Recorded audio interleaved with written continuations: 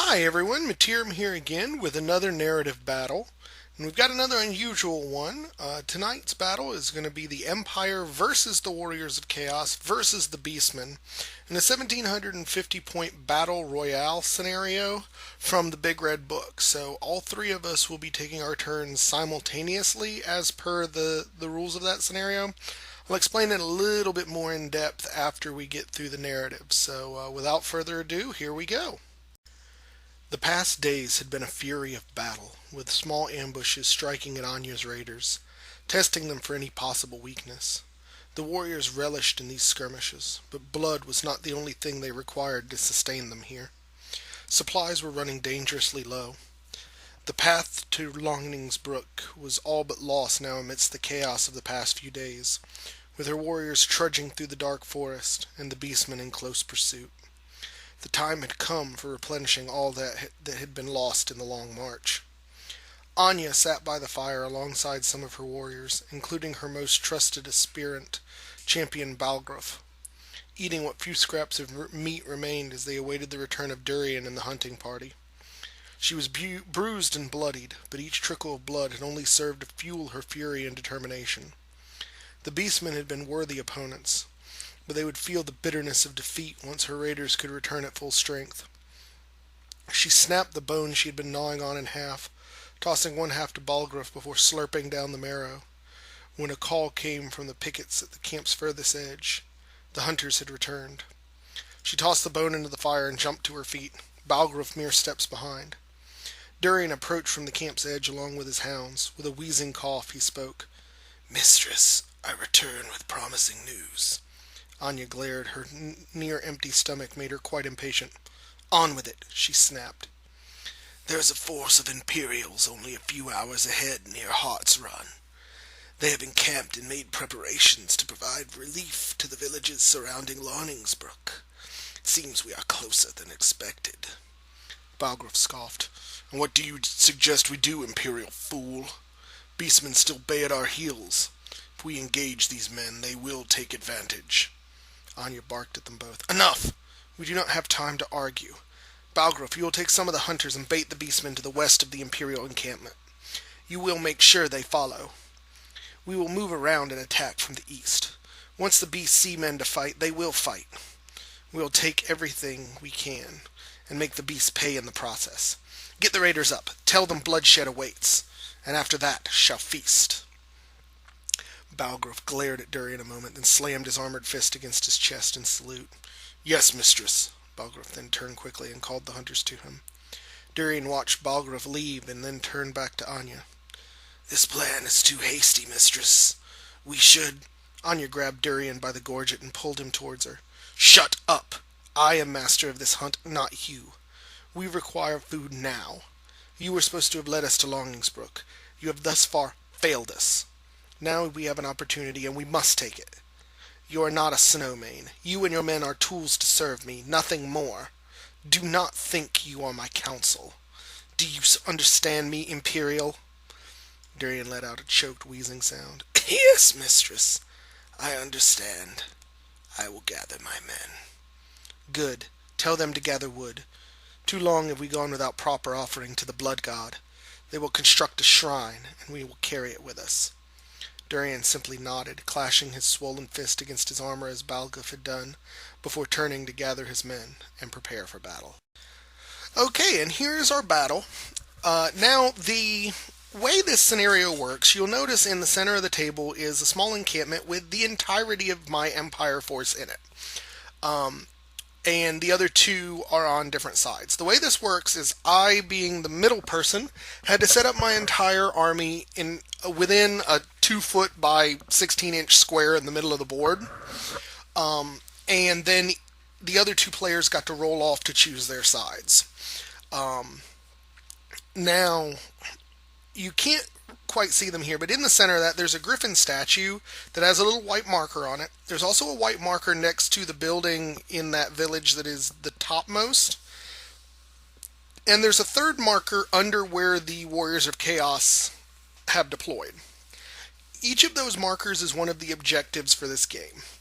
Whoever is closest with a non-fleeing unit within 12 inches to those markers at the end of the game gets 1 victory point.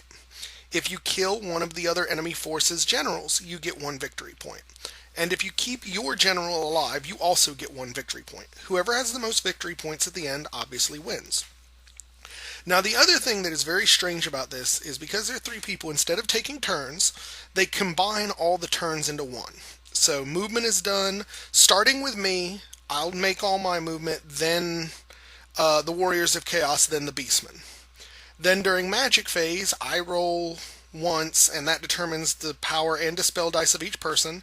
And then we essentially go around in turns, casting 1 magic spell, so on and so forth. Shooting is done the same way, and close combat is all handled at the end as 1 turn. So it might be a little hard to keep up with this. I'll try and make it as clear as I can while I'm describing things and get to the action. So hopefully that's a clear enough explanation, and we'll go ahead and get to the deployment now. Alright, so here is pretty much the entire Empire force. In the top corner I have a unit of 30 halberdiers with full command and a detachment of 5 archers, which are in the building in the top there, holding on to that objective. Next to them is a unit of 4 demigryph knights with full command. And under that is a unit of 10 Inner Circle Knights with full command as well. Then I have my Celestia Huracanum. With the Inner Circle Knights is Father Aaron of Tal, who is an Archlector on Warhorse with the Biting Blade, the Dawnstone, and Van Horseman Speculum. In the Halberdiers, I have Felix Weishoff, my level 4 Wizard Lord of Light, with the Dispel Scroll. Father Eric Rockshaft, a Warrior Priest of Sigmar, with the Armor of Meteoric Iron, and Captain Derek Hossberg, my Captain BSB, with the Sword of Battle, Enchanted Shield, and the Lux Stone. And over here in the far corner is a unit of 10 Huntsmen with full command that are set there on the other side of the river to harass the Warriors of Chaos. Then we have the Warriors of Chaos. Starting on the left there is a unit of 5 Chaos Warhounds with no upgrades. Then there is a unit of 25 Chaos Warriors of Khorne with full command and the Banner of Rage. In with them is Anya, Chaos Lord of Khorne, with the Talisman of Preservation, Other Trickster's Shard, and Scaled Skin. Next to that is the Chaos War Shrine. Then on the other side of that are 20 Chosen of Nurgle with full command and a Gleaming Pennant. And with them is Durian, the Exalted Hero of Nurgle, with the Helm of Many Eyes, the Seed of Rebirth, and Nurgle's Rot. And over here in the far corner you see a Gore-Beast Chariot. Then for the Beastmen we have a Gorgon, a 30-man Gore Herd with additional hand weapons and full command. In with them is Morgul, the Wargore Battle Standard Bearer, with the Beast Banner, Many Limb Feet, Gnarled Hide, and Heavy Armor. There is also a level 2 Bray Shaman in there as well. Next to that is a unit of 19 Beastigore with full command, the Manbane Standard, and Uncanny Senses. In with them is the Great Bray Shaman, level 4 to the Lore of Wild, Hagtree Fetish, Talisman of Preservation, and Steel Claws. Next to that is a small 10-man Gore Herd with shields and full command. So as per the scenario, Empire gets to start moving and basically start acting on every phase in every turn. So I didn't want to overextend myself, being that I'm pincered in between these 2 groups. So I left most of my army the same. All I did is I swift reformed and moved the knights out so that they might be able to engage the Beastmen. I really want to get those knights into that Gore Herd and get rid of his BSB if I can. I'm hoping to get him into a challenge with my Archlector General there so I can use the Van Horseman Speculum to beat him to death. Everything else I wanted to stay behind that defensive perimeter. And here you see I moved up the Huntsmen a little closer so that they could be within short range of the Chosen and hopefully pick a couple of them. So here, the Warriors of Chaos on their portion of the movement turn didn't really come up much either. I think the Chosen actually failed their stupidity test and didn't go anywhere, or went an inch or something. And the Warriors just came to shorten their charge range next turn. However, over here, the Ungor Raiders were right in this corner, and I didn't basically talk about them because I forgot to get a picture. But the way the scenario worked is it let them basically be right next to each other, the Ungor Raiders and the Chariot. So the Chariot charges in, clips the edge of the Ungor Raiders, and ends up getting into a combat that looks like that. And actually, I'm sorry, it does look like I fibbed a little bit on the last one. The Chosen did actually succeed their charge into the Demigryphs, so that's what ended up happening. I was wondering why there were two dice there. That must have been his successful charge roll there, but everything else kind of stays where it is. And then on the Beastmen portion of the move phase, the Beastmen just come surging forward like they have absolutely nothing to be afraid of. And I can't say I blame them for that. I just don't have, as the Empire, just don't have enough units to handle both of these forces if they choose to hit me at the same time. So I need to do as much damage as I can and hopefully avoid the other one before they can just sandwich me into smushy human paste. So we go magic. I ended up being able to buff the Demigryphs. I gave them time warp, so they're in a good shape. And during shooting, my archers in the building managed to pick off one of his Chaos Hounds, but they hold without problem. And so the Warriors don't have any shooting, so we go into the Beastman shooting, and he decides, rather than trying to take the penalties for shooting in the building, that my idea of blasting the dogs off the board was a good idea, and his archers here shoot another dog off, but again, I think this is where he takes the panic check and succeeds it. But either way, the dogs aren't going anywhere, and it was pretty minimal damage. So we go into combat, and the first combat is the Chariot versus the Raiders, and yeah, those Raiders, I think half of them were killed in impact hits and the other beat to death. So they run off the board, and the Gorebeast Chariot reforms here, so it's pretty much poised to go sweeping down the Beastman line at this point. And so we go into this fight, and even with the buffed Demigryphs, it was bloody. Two of the Demigryphs get taken out. I managed to kill his character Durin here, and take out 5 or 6 of the Chosen, but I mean, those great weapons are just chewing up the Demigryphs.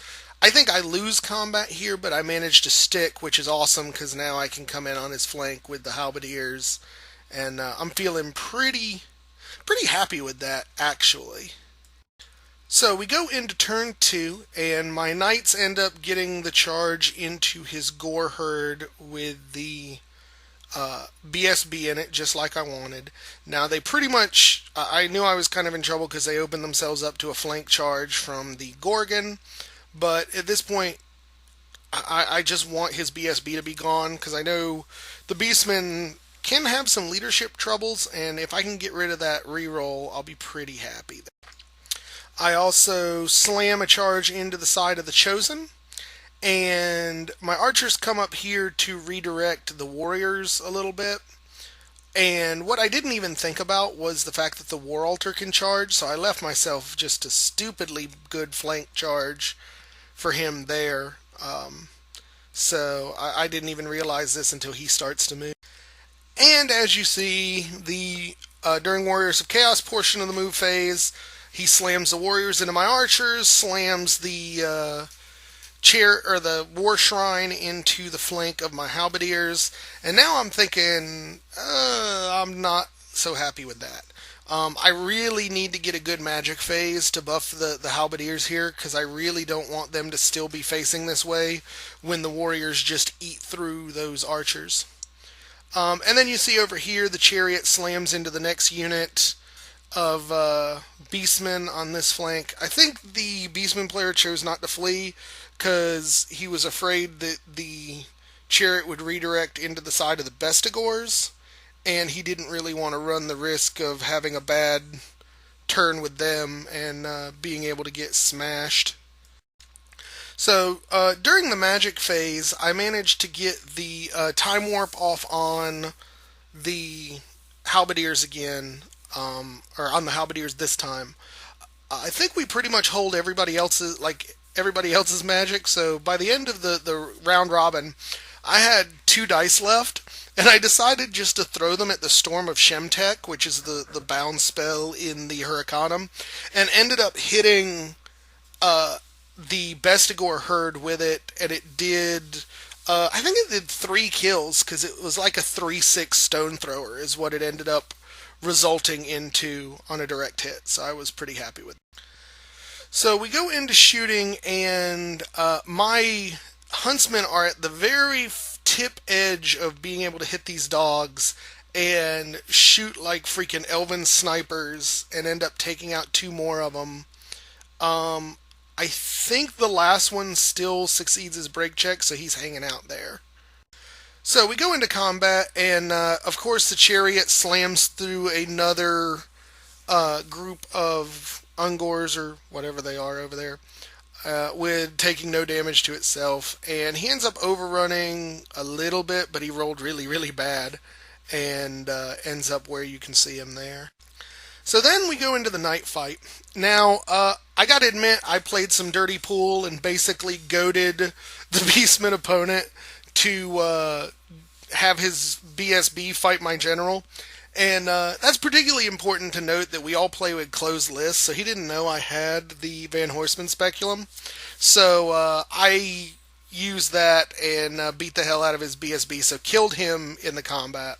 However, with the Beast Gores, or the Gores and the Gorgon in that fight, my knights just could not handle it. They got beat, I got broke, and luckily I ended up rolling like 666s for the run, so I moved 12 inches and they could not catch up with me. So my knights, including my general, have escaped instant death after basically rushing in and assassinating the Beastman BSB, so I was pretty happy with that. And over here, the Halberdiers with Time Warp and the Demigris just absolutely slaughter the unit of Chosen. There's very few left when I chase them, and I run well enough so that I'm out of the charge arc or the overrun arc of the warriors. And you can see that little purple dot right in front of my Halberdiers. That's one of the objectives, so I'm very close to claiming that. Over here, we go into the combat, and obviously 5 archers are not even going to run a chance of doing anything to the warriors, so they chew up that archer detachment, and then overrun and roll 3, so he ends up right at the edge of the wall, which I'm kind of okay with. I'm a little nervous that he's going to get the Celestia Hurricanum, but I'm hoping I can get it out of the way and hide it behind the... So we go into turn 3, and I basically reform to face the back and side of the warrior unit, and my Celestia Hurricanum goes to run behind the building. Unfortunately, this brings it within the charge arc of the Bestigor unit, so I'm not terribly happy with that, but I'm hoping maybe I'll run and when he charges and I'll kind of escape, but it's running a risk. And yeah.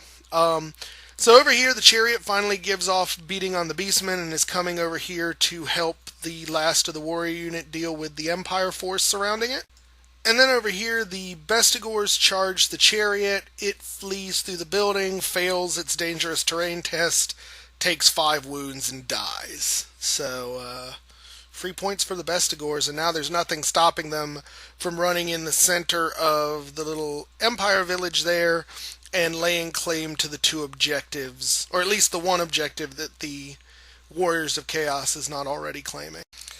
And that's exactly what he's going to do. And I didn't show a picture of this, but my knights are still fleeing. There might be a picture of it here in a minute. So he decided rather than running, because they rolled really, really well, running after him, he's just going to sweep the rest of his army into the village and claim the objective points there.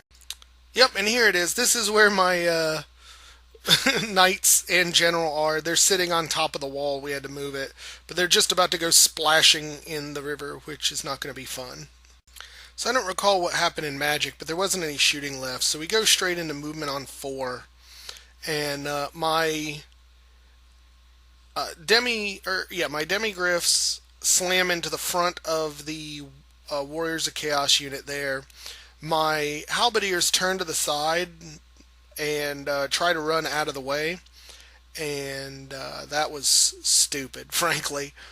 But I'm not going to get around to the flank. You can see up at the top, the chariot charges into what is now the non-ranked front of the halberdier unit, and the beastmen are coming uncontrolled into the town and are going to get massive, massive benefits of those unclaimed objectives if there's not something we can do about it. So during Magic, I end up getting Light of Battle off on my halberdiers and Time Warp off on the Demigriff unit. The Bestigor unit, I don't remember what spell he was trying for, but it didn't have a whole lot of effect. And he miscast. Large template centered on himself. The character didn't die, but he did enough damage to the Bestigors that they had to panic, and they failed their panic check and started running at this point. So we go into combat, and with the always strikes first and extra attacks and everything, the demigriffs actually managed to do a good hurting to the warriors. My armor saves held up, so I didn't take any further damage. And so the warriors who didn't have a BSB just needed a 9 leadership, rolled a 10, broke, and got ran down by the demigriffs. So they died, and because his general was in that unit, I get credit for killing the general, so that's 1 point to me so far. And here, the chariot did a decent amount of damage, but I had Light of Battle up, so it doesn't matter. So I basically got the free reform after combat, and now I'm going to be able to just put a hurting on. So here you can see the results of movement on turn 5. The Gorgon is making his way towards the white marker for that objective, and the Gore unit has come out of the building and is closest to the blue objective, and my demigriffs turn around and start a staring match with the Gorgon, trying to decide whether they feel brave enough to go charging in.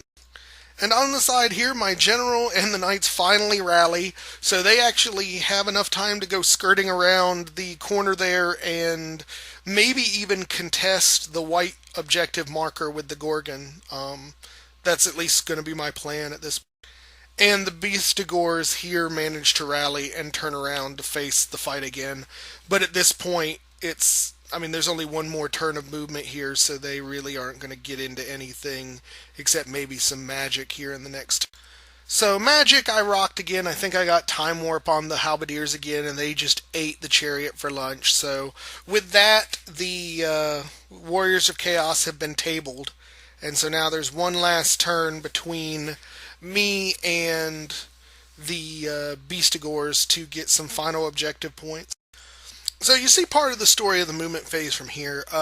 His Gore unit moves into the building to claim that objective. I move my halberdiers back towards the purple one to claim that. I failed a charge against his Gorgon, and it brought me up to the edge of the wall, and then he charged the Gorgon at the demigriffs, figuring we'd get into some combat anyway. What you don't see here is that my knights have snuck up, so they're now claiming the white token that's on the griffin. Then I tried to get, I think it was the Always Strikes First spell again, off on the demigriffs and miscast, did a wound and killed a few halberdiers, but spell went off and I didn't kill anything of import. So this is the picture of the end of the game. Now what this doesn't show, because we just didn't lay it down, is during that final magic phase, the Beast Shaman did a spell that lets him summon a monster on the back of the board, and he placed it so that the purple marker was being contested. So there was no win there because we were both equally away from it. There was the Beastmen controlled the blue one, and I controlled the white one. So it would have been a tie, except I did slay the Warriors of Chaos General. So the Empire ended up getting 2 victory points to the Beastmen's 1 to the Warriors' 0. "Pull back!" shouted Father Aaron of Tal. "I shall take the cavalry forward and cover your retreat." Felix Weishoff looked at what remained of Hart's Run. The Imperial forces managed to keep the attackers away long enough to evacuate the village. Even though the northern barbarians were broken, the Beastmen were still coming in large enough numbers to overwhelm them if they remained. "Do it!" he said. "What about this one?" Captain Hosberg asked, pointing at the battered form of the barbarian woman who was leading the Snowmane forces. "I don't know what her purpose was, Captain, but the fact that the Beastman shaman wants her is reason enough for me to take her with us." Captain Hosberg bound her hands and pulled her over one of the horses. As they began the retreat, they could hear the rage-filled screams of the Bray shaman demanding they stop. "Make for the fortress at Vortgarden. Even if the Beastmen follow us, we should be able to hold out there until reinforcements arrive." Morgor, the great boar shaman, screamed at the retreating humans. The cowards were stealing the woman that the creators had sent for him. "Go, go, go!" he screamed. "The man-things go for their stone huts. We must go too. Call all that will hear. We must break them. My queen shall not be theirs." At his command, the Beastman army began blowing horns and braying. The terrible sound called to all the Beastmen for miles around, and it was just short hours before their numbers were replenished and the twisting hordes took up the pursuit. As the Beastmen left the field to pursue the Imperial force, a single form pushed itself up from the blood-soaked mud. It was Balgruf, the champion of the Warriors of Khorne. Despite his grisly wounds, he called upon his hatred to give him the strength to dig free the twisting bodies of his fellow warriors.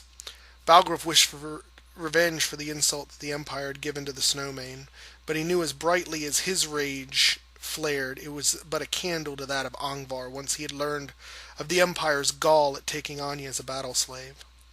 As he looked around, he noticed there were a few others pulling themselves up from the piles of the dead and wounded, and he waved for them to follow. Balgruf then turned to the north, each pain-filled step sharpening the desire for the deaths of the men of the Empire.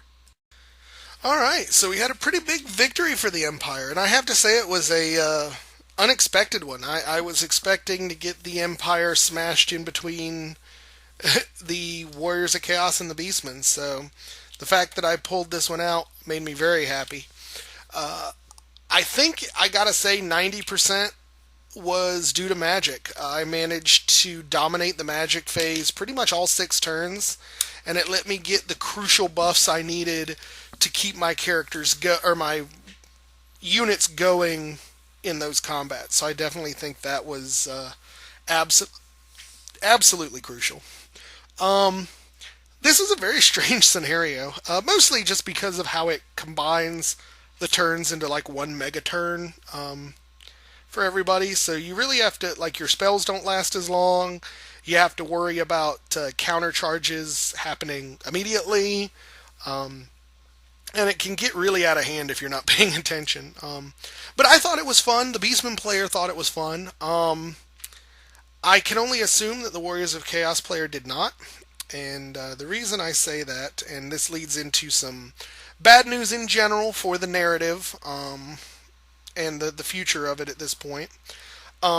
We have a mailing group that we send out these write-ups to everybody before I put them into the battle reports, and after I sent the most recent one, the Warriors of Chaos player, who's also our Skaven player, unsubscribed from the mailing list, unsubscribed from this YouTube channel, and has not responded to email.